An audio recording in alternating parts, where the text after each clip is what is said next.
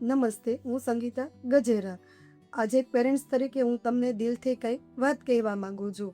મારો સન civilise modern સ્કૂલમાં છેલ્લા 3 વર્ષથી અભ્યાસ કરે છે. આ સ્કૂલ એ ફક્ત સ્કૂલ જ નથી, પરંતુ મારા બાળકને સપનાઓને આકાર આપતી એક જગ્યા છે.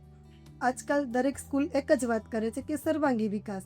શું ખરેખર આપણે તેનો અર્થ સમજીએ છીએ કે સર્વાંગી વિકાસ એટલે શું?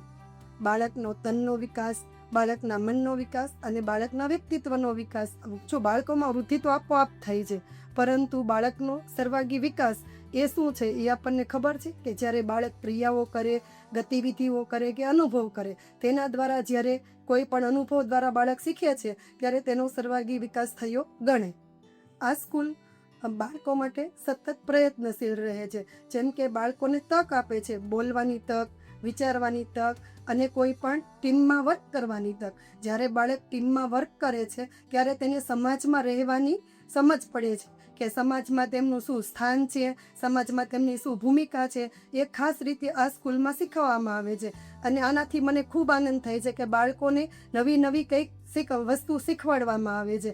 અને હા, એ પણ વાત કરીએ ટીચરોની, તો ટીચરો છે એ ફક્ત ભણાવતા જ નથી, પરંતુ બાળકને પ્રેમપૂર્વક માર્ગદર્શન આપીને તેમની પ્રતિભાઓને બહાર લાવવાનું કાર્ય કરે છે.